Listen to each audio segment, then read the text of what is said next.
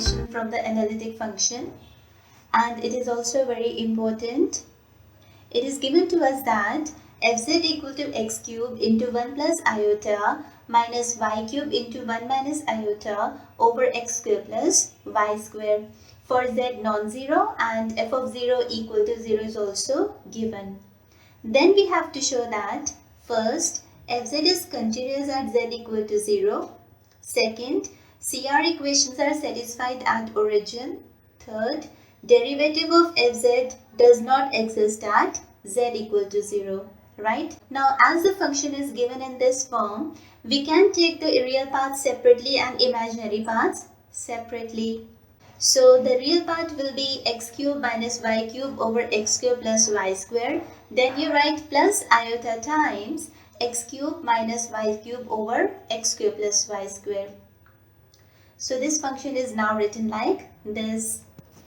So fz is equal to u plus iota v, and then if you compare the real and imaginary parts, we get u is equal to x cube minus y cube over x square plus y square, and v is equal to x cube plus y cube over x square plus y square. Now since z is non-zero means x is also non-zero and y is also non-zero. And because u and v are rational functions of x and y with non-zero denominators, thus u, v and also fz all are continuous functions, right? When z is non-zero. Now to check the continuity of fz at z equal to 0. For that, let me change u and v into the polar coordinates. So writing x is equal to r cos theta and y is equal to r sin theta. So putting the value of x and y into u, so this will give r cube cos cube theta minus sin cube theta divided by r square. Sin square theta plus cos square theta is 1, right? And this r square is cancelled out with this, and this will give me r. From here we get r cube, and this is cos cube theta plus sin cube theta over then cos square theta plus sin square theta. Again this is 1, and denominator is having r square, so just cancel them. We get r over here. Right? Okay. Now when z is tending to 0, this means what is z? Z is r e the power iota theta. When z is tending to 0, this means r will tends to 0, as e the power iota theta can never be 0. So z tending to 0 means r is tending to 0. So therefore, taking the limit z tends to 0 on u, this will give limit r tends to 0. So because u is in r and theta, we have to write limit r tends to 0. And putting the value of u, so limit r tends to 0 here, this gives us 0. Similarly, limit z tends to 0 on v, this will give limit r tends to 0, putting the value of v, that is equal to 0. Now to prove that f of z is continuous at z equal to 0, we have to show that limit z tends to 0 f of z is equal to f of 0. Now limit z tends to 0, we can write f of z as u plus iota v, and we have already calculated limit z tends to 0 on u and limit z tends to 0 on v, that is 0. So this is equal to 0, and this 0 is further equal to f of 0 that is given to us.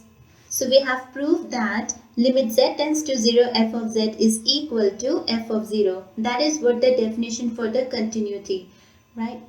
So this implies f of z is continuous at z equal to 0, and hence fz is continuous for all values of z, including z equal to 0 also, right? Okay.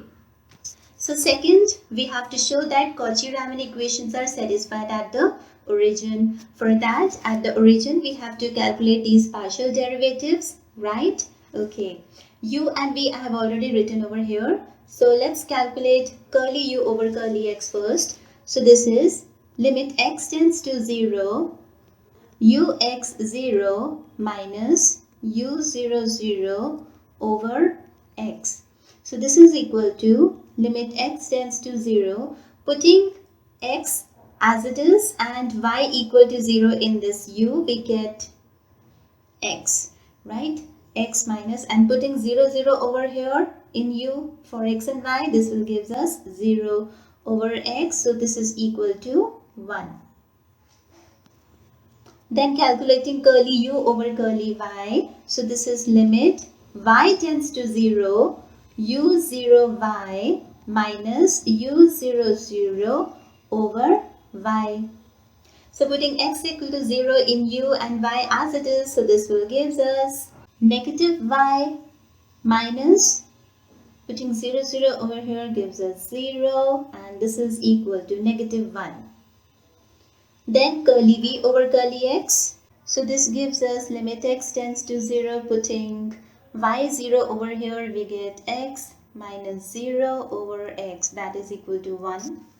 And then curly v over curly y, this gives us y minus 0 over y is equal to 1. So now putting these values in Cauchy-Riemann equations. So these are the CR equations. So when you put the value, curly u over curly x is 1 and curly v over curly y is also 1. Satisfied? Okay. Curly u over curly y is negative 1 and curly v over curly x is 1. So this is negative 1. So this is also satisfied. So the Cauchy-Riemann equations are satisfied at the origin.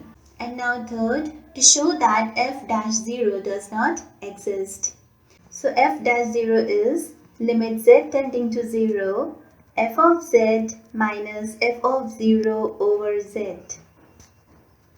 So this is limit z tends to 0, f of z is x cube minus y cube plus iota times x cube plus y cube over x square plus y square, and minus f of 0 is 0. Okay, and z is x plus iota y. So first, let z tends to 0 because we have to find this derivative at the origin. So let z tends to 0 along y equal to. We have to choose such a y in terms of x so that x completely vanishes, right? X can be completely cancelled out from the numerator and the denominator, right? Okay. So if we put y equal to x, then our work is done. So this is equal to limit. Now we have to write instead of z tends to 0 as x tends to 0 because we are using x and y and we have used y to be equal to x. So everything is in x. So now putting limit x tends to 0 over here. So now putting y equal to x over here, the numerator first term will get cancelled out. Second term will gives us 2 iota x cube over, then denominator will be 2x square, and this is 1 plus iota into x. So this will become x cube. So x cube, that will go, and 2 is also gone. So this is iota over 1 plus iota. Further, if I rationalize this, I will get this as iota 1 minus iota over 2. So this is equal to 1 plus iota over 2, and let me mark this as 1. Okay.